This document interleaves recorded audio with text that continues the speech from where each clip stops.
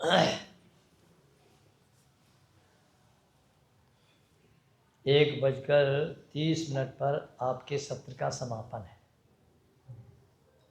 25 तक मुझे बोलना है, यानी 5 मिनट पहले छोड़ना है शांति पाठ आदि के लिए। सूचना आपके लिए ये हाँ, सूचना शांति पाठ। पंडित जी 2 लगा दो। ओ हाँ लगा दो। ठीक हो तो एक ही पर्याप्त है, ठीक नहीं है और ठीक नहीं है तो 2 क्या 4 लगा दो। चलिए एक ही बहुत है। आवाज अच्छी नहीं आ रही है आचार्य जी। अच्छी आ जाए वैसा करो।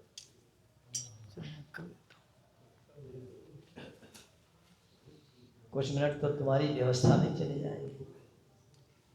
चलिए ठीक है, जैसा भी है।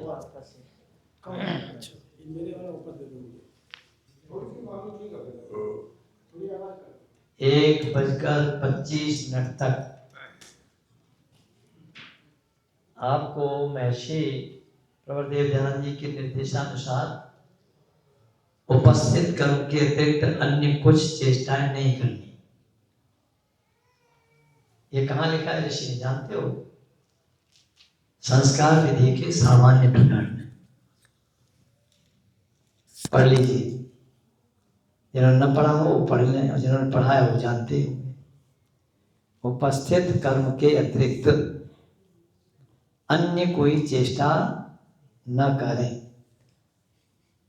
तो इस समय आप परम धर्म का पालन कर रहे हैं। आर्य समाज के 30वें नियम में स्वामी ने परम धर्म लिखा है।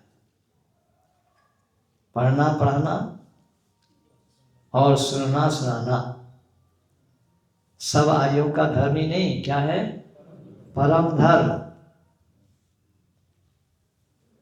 परम धर्म 2 पहलू हैं। पढ़ना पढ़ाना कहाँ होता है? गुरुकुल में, गुरुकुलों में होता है। और सुनना सुनाना कहाँ होता है? समाज में। ये भी व्यवस्था बता दूं थोड़ा सा। स्वामी जी महाराज ने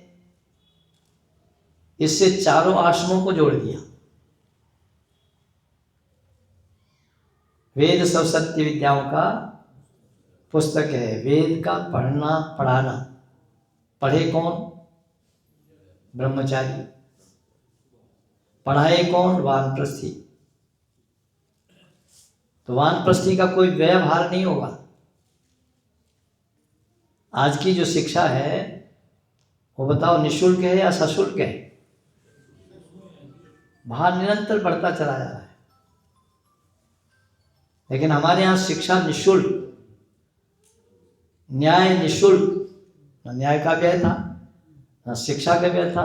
चिकित्सा निःशुल्क, तीनों का कोई शुल्क नहीं पड़ता था। ऋषि परंपरा में जाकर के देखोगे तो वर्तमान में ये सब के साथ शुल्क जुड़ा हुआ है। ब्रह्मचारी पढ़े, वानप्रस्थ पढ़ाए, गृहस्थ सुने, सन्यासी सुनाए। बोलो चारों आश्रम वेद से जुड़ गए कि नहीं?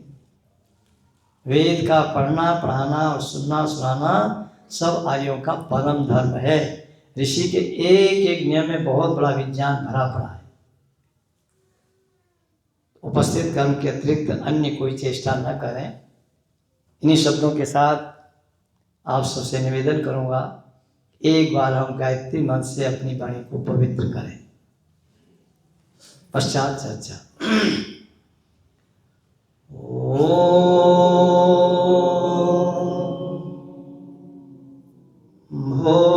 भूर्भुवः स्वः तत्सवितुर्वरेण्यं भर्गो देवस्य धीमहि धियो यो नः प्रचोदयात्।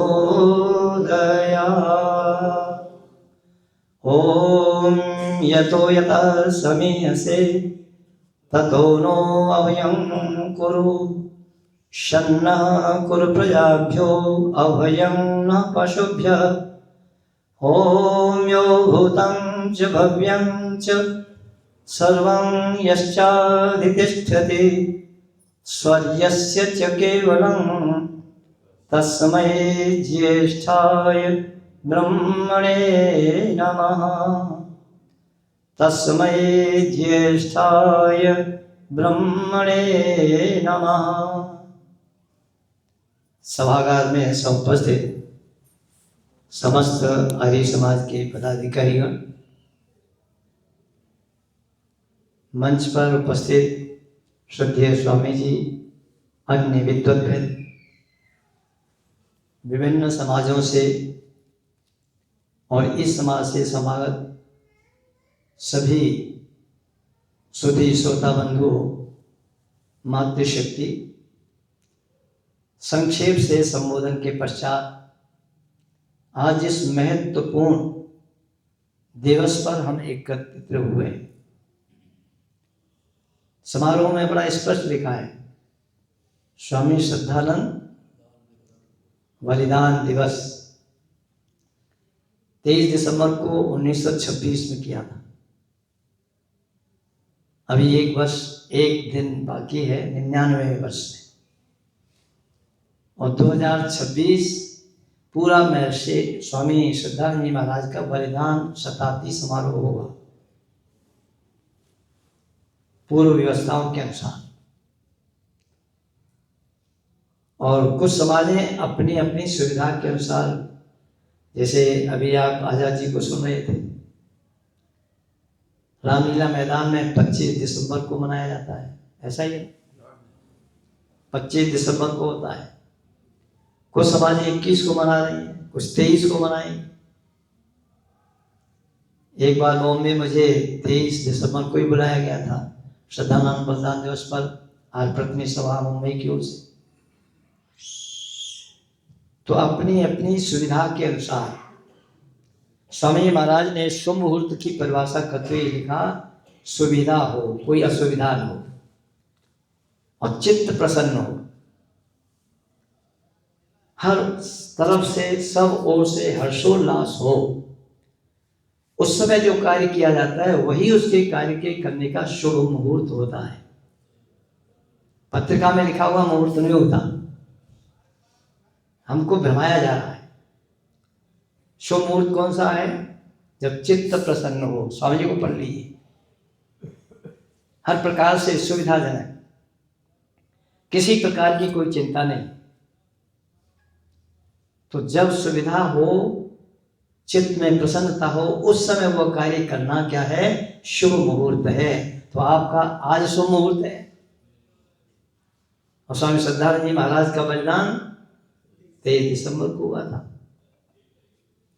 अब स्वामी श्रद्धानंद जी की थोड़ी सी चर्चा मैं कर पाऊंगा समय के रहते हुए। हमारे बीच में पंचकूला नवे क्षेत्र से, यानी 9 सेक्टर से आचार्य जयवीर जी भी उपस्थित हो रहे हैं, मैं उनका धन्यवाद करता हूँ। और आर्य समाज 32 से हमारे हनुमान जी सामने खड़े हैं। मैंने उनको हनुमान की उपमा दे रखी, बड़े कर्मठ हैं। कल भी आए थे सायंकाल को, और इस समय भी उपस्थित हुए, और विभिन्न समाजों से आए हुए हैं। स्वामी श्रद्धानंद जी का मूल नाम पहले क्या था? श्रद्धानंद के होने से पहले मुंशी राम। मुंशी राम में बहुत सारे दुर्गुण थे, दुर्व्यसन। विश्वानदेव सवितर दुरितानि पराशुवा। हम जो प्रभु से प्रार्थना करते हैं, प्रभु सविता देव, सकल जगत के उत्पादक, प्रकाशक, प्रभु हमारे संपूर्ण दुर्गुण, दुर्व्यसन और दुखों को दूर कर दीजिए। ये सारा था। पिताजी ने जब ये कहा कि एक महात्मा आए हुए हैं मुंशी राम से, बेटे से, और बड़े अच्छे देदीप्यमान, इनका शरीर बड़ा सुडौल है। आपने ऋषि दयानंद का चित्र देखा होगा, जीवनी पढ़ी होगी। बड़ा अच्छा बोलते हैं, समाज सुधार की बात करते हैं, चल करके उनको सुनो। और संस्कृत के बहुत उच्च कोटि के विद्वान हैं। अंग्रेजी पढ़ा लिखा व्यक्ति समझता है कि जिसने संस्कृत पढ़ी है वो तो अनपढ़ है, ऐसी मानसिकता लोगों की बन गई है। तो मुंशी राम कहते हैं, क्या संस्कृत का पढ़ा हुआ व्यक्ति भी कोई समाज सुधार की बात कह सकता है? जयवीर जी जमींदार बन के बैठे और हम चौकीदार हैं। जमींदार बड़ा, चौकीदार छोटा। चौकीदार तो आवाज लगाता रहता है, जागते रहो जागते रहो। इस जगाने का कार्य हम कभी किया करते थे। जब हमारे आय समाज से प्रभात फेरियां निकला करती थी, उठ जाग मुसाफिर भोर वही, और रहन कहाँ जो सोवत है, जो सोवत है सो खोवत है, जो जागत है सो पावत है। और इतना ही नहीं, उठाए ध्वजा धर्म की हम फहराएंगे, उसी के लिए हम जिएंगे मरेंगे। और लहराएगा लहराएगा प्यारा झंडा, ये बातें स्मृति शेष रह रही हैं। आज समाजों में ये नहीं हो रहा है। लहराएगा लहराएगा प्यारा झंडा, होम का जेलों की दीवारों पर, मंदिर की मीनारों पर, मस्जिद की मीनारों पर। ये कभी गाया करते थे बड़े उत्साह के साथ, और उत्साह हमारा कहाँ चला गया? आज स्वामी श्रद्धानंद से प्रेरणा लेने की आवश्यकता है। कभी उत्साह था कि नहीं?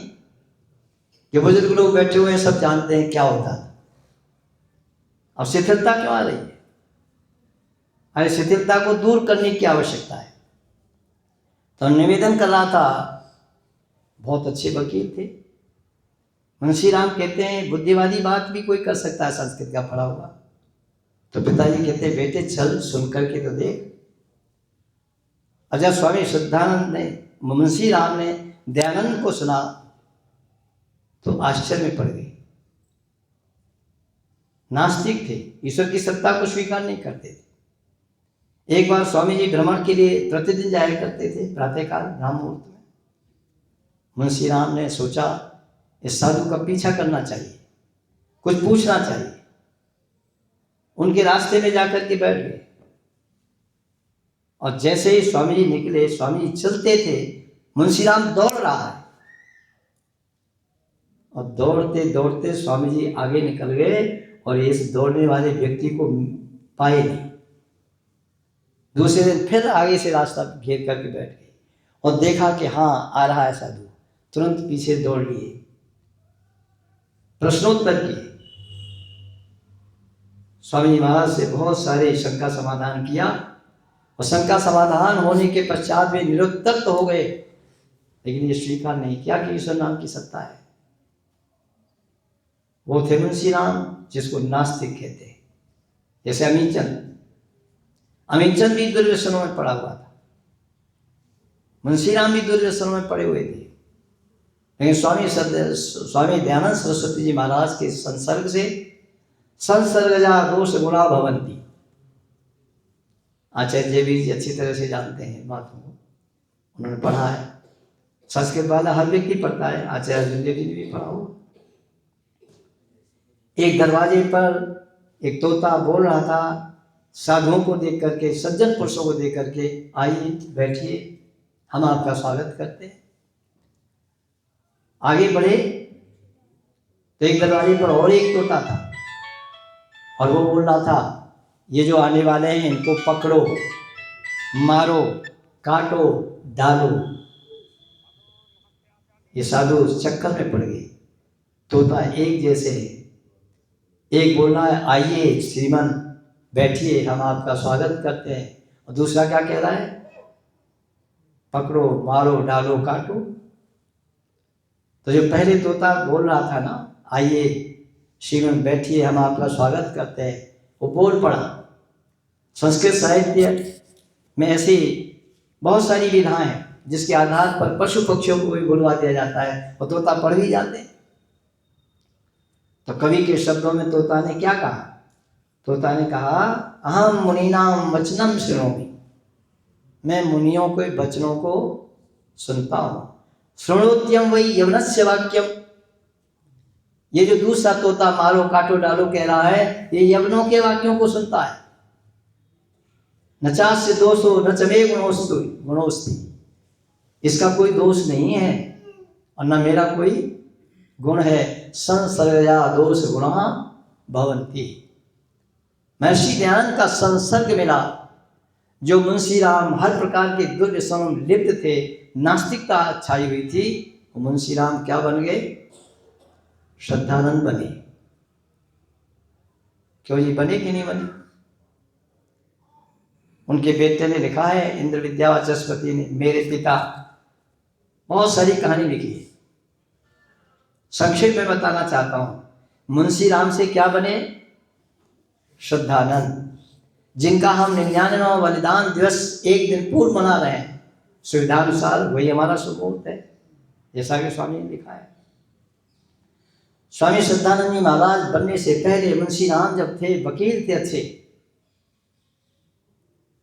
एक वकीलों की वो होती है ना पार्टी, और बहुत अन्य लोग भी करते हैं।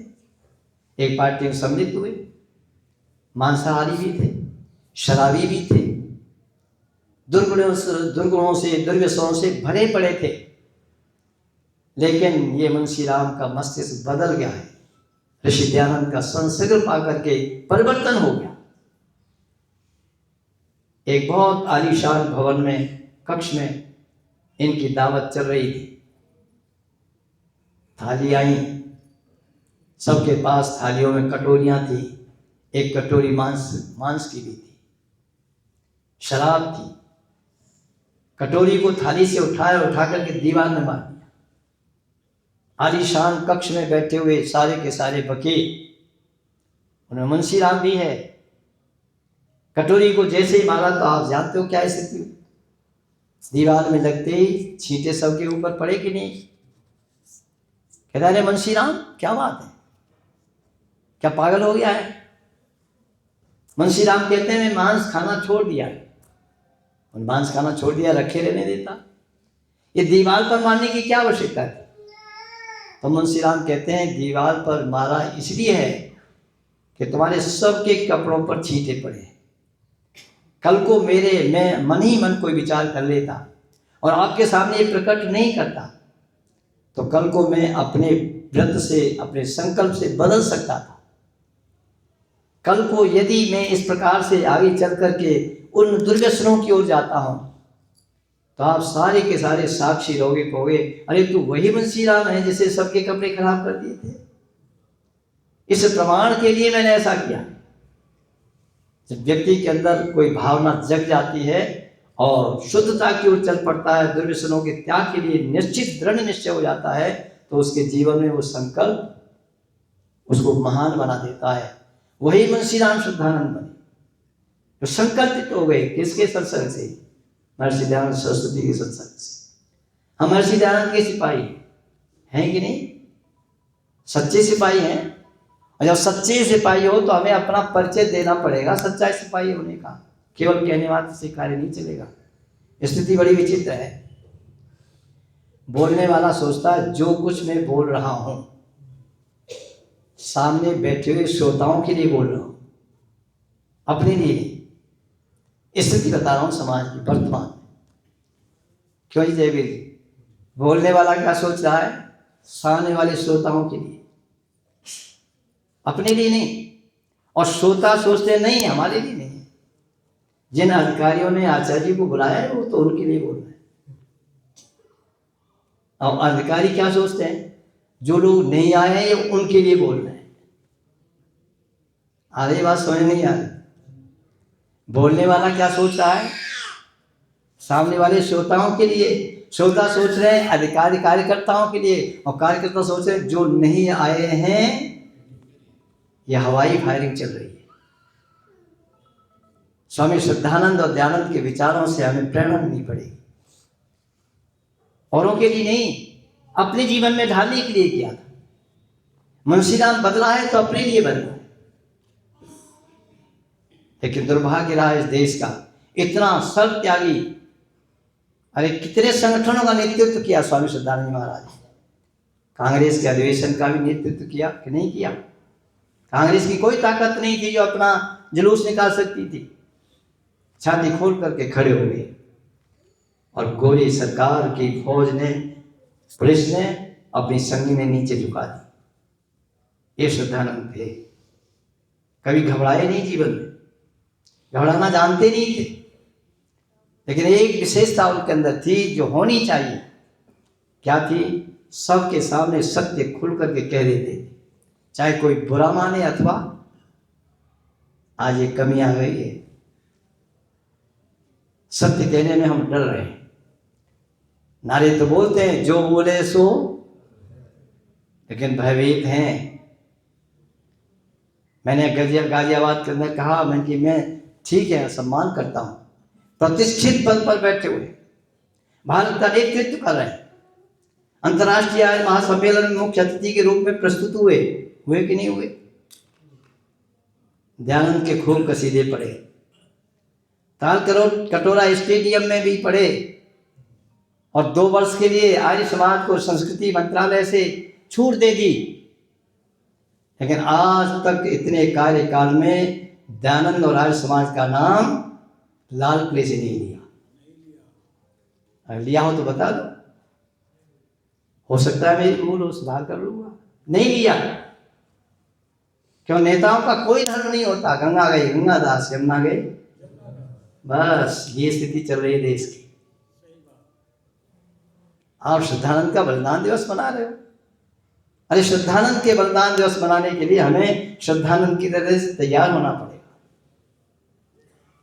लोगों ने हमारे ये जितना भी भारत में यवन है, दूसरे शब्दों में आप मुसलमान कह रहे थे, वो है कि नहीं?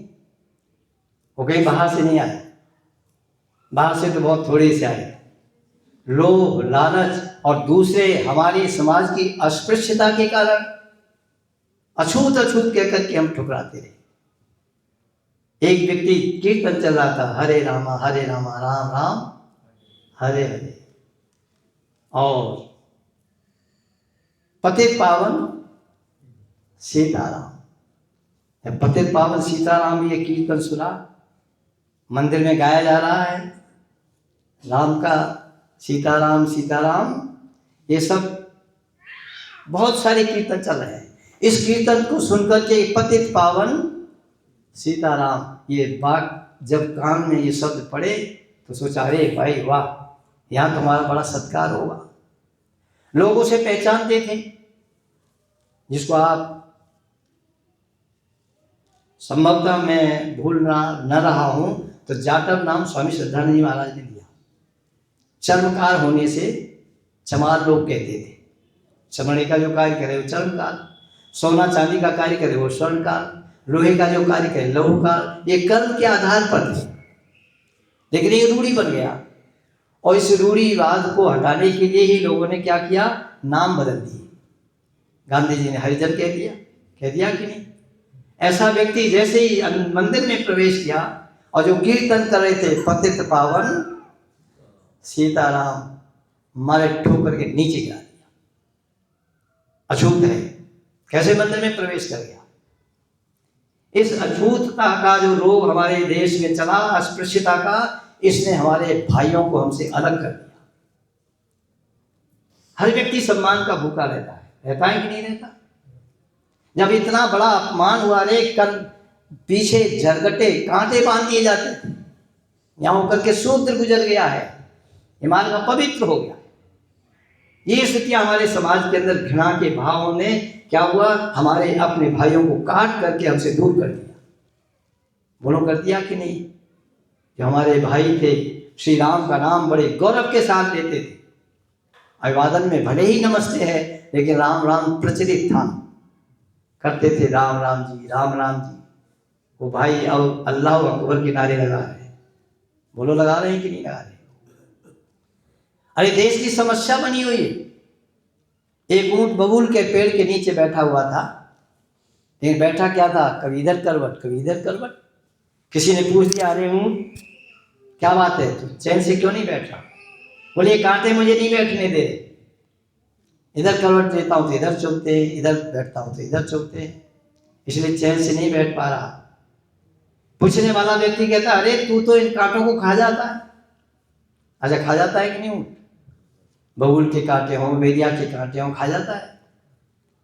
कितना सुंदर उत्तर देता है। ऊँट कहता है, बिल्कुल ठीक कह रहे हो, मैं इन कांटों को खा लेता हूँ, और जो मैंने खा लिए थे, पचा लिए थे, मेरे शरीर की पुष्टि हो गई, लेकिन जो शेष बाहर रह गए थे वो मुझे चैन से बैठने नहीं दे रहे। अरे श्रद्धानंद का बलिदान दिवस मना रहे हो तो वो शुद्धि चक्र को आगे लेकर के चलना पड़ेगा।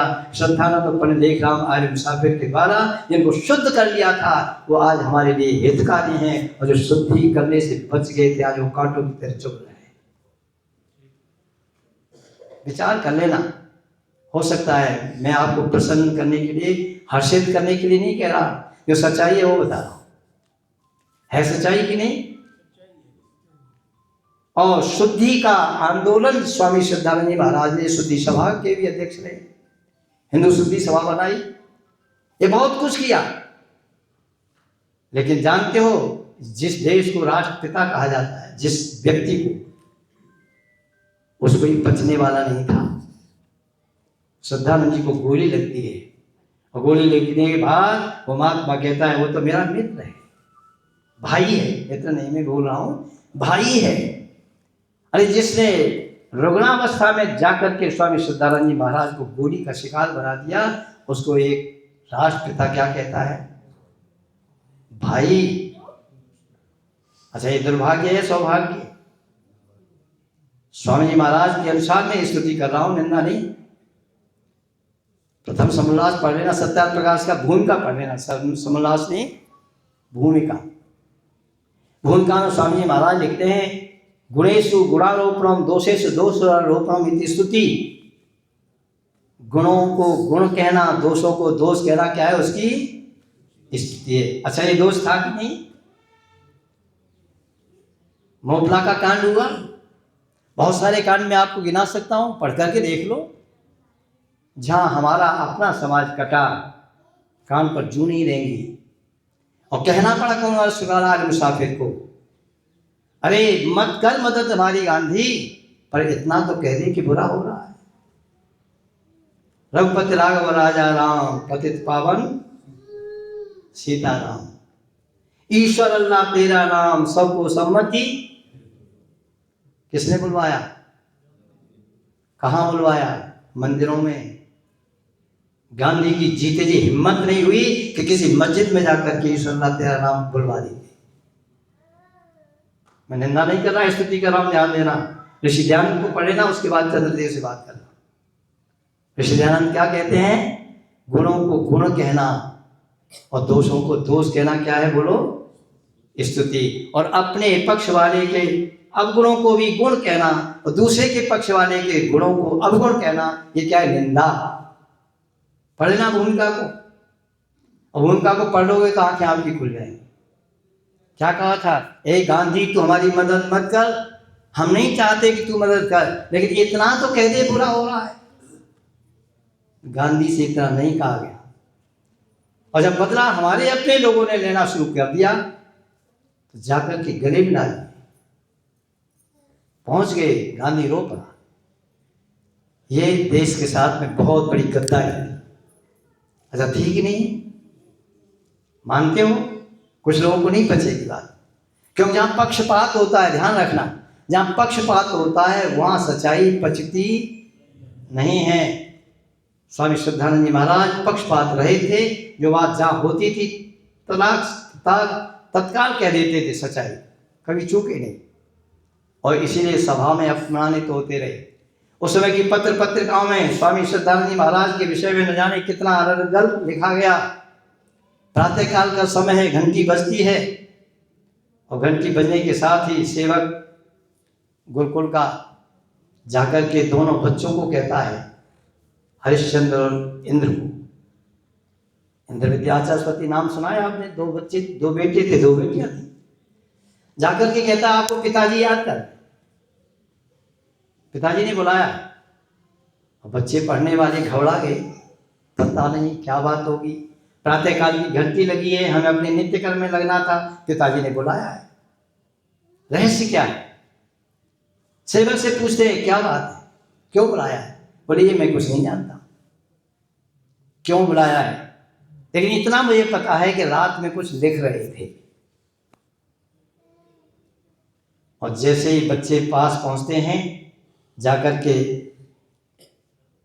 कागज पकड़ा दिया जाता है, उसमें लिखा था मेरे पास जो एक कोठी शेष है वो भी मैं गुरुकुल को दे रहा हूं। और बच्चों से कहते हैं आपको स्वीकार हो तो हस्ताक्षर कर दो। दोनों बच्चे कहते हैं पिताजी इसमें आपको बुलाने की क्या आवश्यकता थी, आप आदेश करते हम तो हस्ताक्षर कर ही देते। इतना सर्वत्यागी स्वामी श्रद्धानंद जी महाराज, लेकिन समाज के लिए सभा को दुर्भाग्य कहना चाहिए इस बात को कि न जाने कितने लांछन लगाए। इंद्रदेव ने, इंद्र विद्यावाचस्पति ने लिखा है मेरे पिताजी जब सभा में गए और उतना अपमान हुआ कि 7 दिन के अंदर अंदर उनके बाल आधे आधे सफेद हो गए, चिंतित रह गए, बीमार हो गए, इस प्रकार से रुग्णावस्था को प्राप्त हो गए। अपनों के लिए ऐसा क्या गम है, गैरों से शिकायत क्या होगी। जिन्हें हम हार समझे थे गला अपना सजाने को, वही अब सर्प बन बैठे हमी को काट खाए। स्थिति रही कि नहीं रही, सुधारने की आवश्यकता है। आज समाज एक वो संस्था है, वो समाज है जिसने सारे संसार को आर्यीकरण का बीड़ा उठाया है। उठाया है कि नहीं उठाया? संसार के उपकार करने का बीड़ा उठाया। संसार का उपकार करना इस समाज का मुख्य उद्देश्य है, अर्थात शारीरिक, आत्मिक और सामाजिक उन्नति करना। आश्रम व्यवस्था, वर्ण व्यवस्था दोनों को स्वामी महाराज ने छत्तीने में बांध करके रख दिया है। एक घटना नहीं है, अनेकों घटनाएं इस प्रकार की है। स्वामी श्रद्धानंद जी कोई तलवार के बल पर परावर्तन नहीं कर रहे थे, कर रहे थे तलवार के बल पर नहीं, समझा करके, बुद्धि बल से, वेद का संदेश दे करके हमने परिवर्तित किया है, लोगों को अपने वापिस किया है घर में, लेकिन समझा करके किया है, तलवार के बल पर नहीं। क्यों जी तलवार के बल पर किया? और एक वो है संस्थान है जो तलवार के बल पर जिसने परिवर्तन किया, किया कि नहीं किया? कुछ अछूतों के कारण, हमारी अपनी कमियों के कारण चले गए, कुछ तलवार के बल पर चले गए, कुछ लोभ और लालच में आकर के चले गए, और आज वही हमारे अपने पैर कट करके हमारे लिए सरदर्द बने हुए। बोलो, जिनको हमने ठुकराया था शूद्र कह करके, हमारे लिए सरदर्द बने कि नहीं? उनको वहां समानता मिली और यहाँ अपमान मिल रहा था। अपमान के घूंट पी करके जी रहे थे, इसलिए अपमानित जीने से तो मर जाना, वो मरे तो नहीं लेकिन हाँ एक तरह मर भी गए। क्यों? ये के चाक पनोजना असुरिया नाम तेलियों का अंधेन तमसा वृथा पांचते प्रेत्यापि गच्छन्ति, ये के चाक पनोजना। वेद कहता है वास्तव में ऐसे व्यक्ति जो आसुरी प्रवृत्ति को प्राप्त हो जाते हैं वो मरे हैं। वो बोला करते हैं, हमारे यहाँ पढ़ाया भी जा रहा है अकबर द ग्रेट। क्यों जी पढ़ाया जाता है कि नहीं? अब शायद निकल गया हो तो मुझे पता नहीं। अकबर महान था और वो कलमा पढ़ते हैं, नमाज पढ़ते समय बोला करते हैं, आपने भी सुना होगा, मैंने भी सुना है, अल्लाहु अकबर। बोलते ही नहीं बोलते। जो दिल्ली का बादशाह अकबर था उसके लिए नहीं है। महेंद्रपाल जी से पूछ लेना, महेंद्रपाल आर्य जिनको पुरानी पूरी कुरान कंठस्थ है, हिफ्ज है, इस्लामिक मदरसे में पढ़े, और आज शुद्ध होकर के महमूद अली खान जो मेरठ की एक मस्जिद में इमाम थे, वो आज महेंद्रपाल आर्य के नाम से जाने जाते हैं, और आप सब जानते होंगे लगभग। वो आपको बता देंगे अल्लाह अकबर का तात्पर्य है अल्लाह महान है। अकबर का अर्थ होता है महान। क्या होता है? अल्लाह अकबर। सुनते हो कि नहीं सुनते? अल्लाह कैसा है? महान है, ये है आशय तो। लेकिन हम दिल्ली के बादशाह से लेने लगे, और दिल्ली के बादशाह को कह दिया अकबर द ग्रेट, अकबर महान था। मैं पूछना चाहता हूं, अकबर महान था तो महाराणा प्रताप क्या था? अरे दोनों में जरूरी विचारधारा है कि नहीं? जीवन भर संघर्ष होता रहा कि नहीं रहा? जब अकबर महान है तो महाराणा प्रताप महान नहीं है, और आप कहेंगे महाराणा प्रताप महान है तो अकबर महान नहीं है। अल्लाह अकबर का आशय नहीं समझा। अकबर का अर्थ क्या है जी? महान। ये बोला करते हैं अल्लाह महान है, वो अकबर बादशाह नहीं, लेकिन हम बादशाह समझ बैठे। बहुत सारी भ्रांतियां इस प्रकार की हो रही हैं हमारे समाज के अंदर कि हम सच्चाई को समझ नहीं पाते। तो मैं निवेदन कर रहा था, स्वामी श्रद्धानंद जी महाराज ने अभी आप सुन रहे थे कैलाश जी के द्वारा, ईशा ईशा बोल तेरा क्या लागे है, ईशा तेरा राम मैया, ईशा तेरा कनक कृष्ण कन्हैया। ये सुन करके बच्चों से क्या माथा ठनका और 2 गुरुकुल खोले, कन्या गुरुकुल भी और बालकों का गुरुकुल भी, और बच्चियों को कन्या गुरुकुल में पढ़ाया और बच्चों को बालकों के गुरुकुल में पढ़ाया कि नहीं पढ़ाया। और स्वामी श्रद्धानंद जी का जो गुरुकुल था वो छप्पर में चलता था, पढ़ लेना, इंद्र विद्यावाचस्पति का लिखा हुआ है, देखिए छप्पर में चलता था, छप्पर में आग लग गई। और मैं भी जिस गुरुकुल में पढ़ा था वो छप्पर वाला था। स्वामी योगानंद जी, यशपाल शास्त्री, सर्वदानंद साधु आश्रम के पढ़े हुए थे। वो ना चंद्रदेव ध्यान रखना, कभी भवन मत बनाना। हमारे यहाँ जो शिक्षा होती थी जंगलों में होती थी, ब्रह्मचारी और आचार्य जंगलों में तपस्या करते थे और जंगल में छप्पर होते थे। तो छप्पर बनाना, लात मारी झोंपड़ी कहा करते थे वो। कोई संकट आए तो झोंपड़ी में लात मारो, छुट्टी। अच्छा, कोई मोह जगेगा? भवन को त्यागने में कठिनाई होगी और छप्पर को छोड़ने में। इसलिए हमारी जो संस्कृति है वो छप्पर में ही मस्ती छलती है, ध्यान रखना। ये जो पक्के मकान जितने भी बना रखे हैं, अच्छा बताना प्रकृति की दृष्टि से सर्दी में कैसे रहते हैं वो लोग? ठंडे। और गर्मी में? और छप्पर गर्मी में ठंडा और ठंडी में? अच्छा, वो हमारे स्वास्थ्य के अनुकूल है या ये हम अपने स्वास्थ्य के साथ खिलवाड़ कर रहे हैं इस चकाचौंध में फंस करके? इसलिए वेद ने कहा हिरण्मयेन पात्रेण सत्यास्यापेतं मुखम, कहा है कि नहीं कहा? ये सत्य और धर्म का मुख इसने ढक रखा है। भवन बन रहे हैं, गबन हो रहा है, उत्थान है या ये पतन हो रहा है, कभी नहीं लिखा था कभी। हमारे समाज, हमारी जितनी पार्टियां हैं, सत्ता में हो चाहे विपक्ष में हो, ईंट पत्थर लोहा लक्कड़ के विकास को विकास कहती है। अच्छा सच बताना, ये विकास तो हुआ, वंदे मातरम चल गया, वो वंदे भारत मैं बोल रहा था, जी वंदे भारत ट्रेन से आए ना हमारे आजाद जी। मैंने कहा हम आर्यावर्त से आए, आप वंदे भारत से आए, वंदे भारत से जाएंगे, हम आर्यावर्त से आए, आर्यावर्त जाएंगे। अच्छा बोलो, आर्यावर्त है कि नहीं हमारे देश का? मैं आपके सामने निवेदन करना चाहता हूँ, स्वामी श्रद्धानंद के जीवन को पढ़ोगे तो आपके जीवन में एक ऊर्जा आ जाएगी। कितनी कठोरता थी। अंग्रेज शिष्टमंडल जाकर के कहता है स्वामी महाराज के सामने, प्रस्ताव रखता है इंद्रदेव को पढ़ लेना। इंद्र विद्यावाचस्पति ने लिखा है, क्या लिखा है? प्रस्ताव आया, आप अपने विद्यालय को विश्वविद्यालय की मान्यता दे दो, विश्वविद्यालय हम घोषित कर देंगे और साथ ही साथ आपको बहुत बड़ी पुष्कल धनराशि देंगे विश्वविद्यालय को चलाने के लिए। हालांकि आज गुरुकुल कांगड़ी विश्वविद्यालय के नाम से प्रसिद्ध है कि नहीं है, लेकिन गुरुकुल नहीं, कॉलेजों से भी बदतर स्थिति है। वहाँ के प्रोफेसरों से, प्राध्यापकों से जाकर के बात कर लेना, मेरे तो बहुत सारे मित्र हैं वहाँ गुरुकुल कांगड़ी विश्वविद्यालय। वो कहते हैं आचार्य जी वो गुरुकुल नहीं है जो स्वामी श्रद्धानंद की स्थिति थी। स्वामी श्रद्धानंद जी बहुत बड़े आर्ट्स पाठ विधि के पक्षधर थे।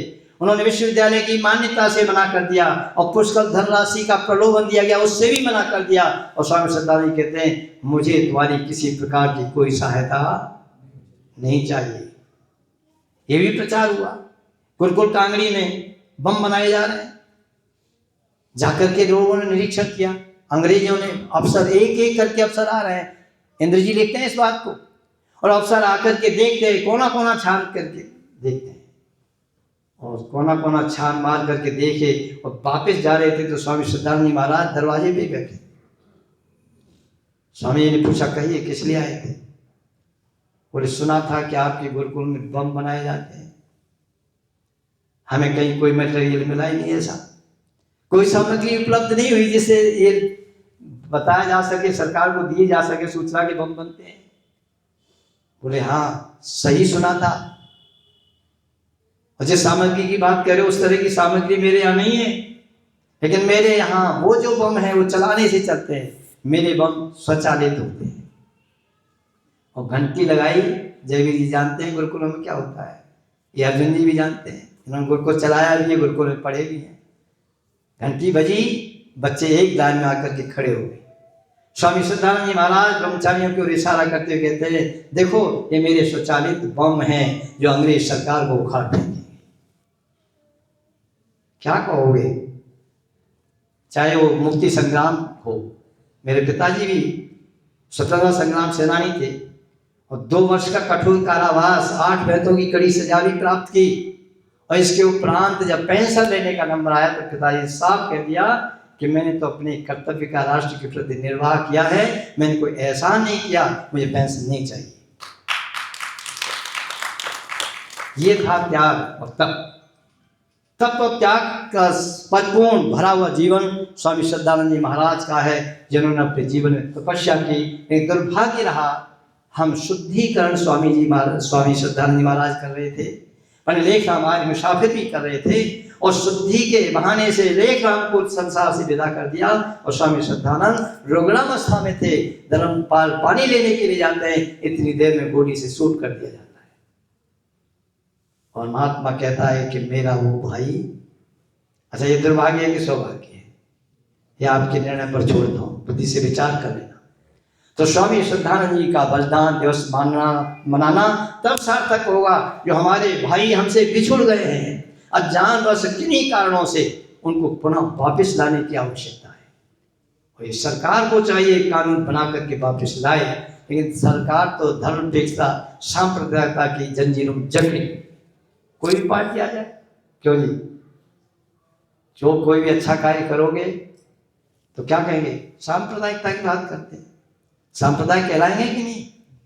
सरकार भी क्या करे, जंजीर में जकड़ा हुआ है।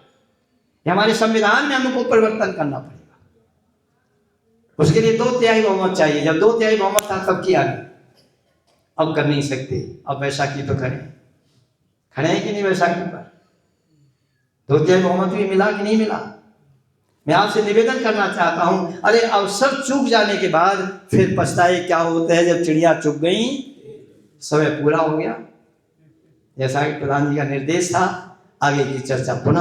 आप सबका धन्यवाद। ओम शांति।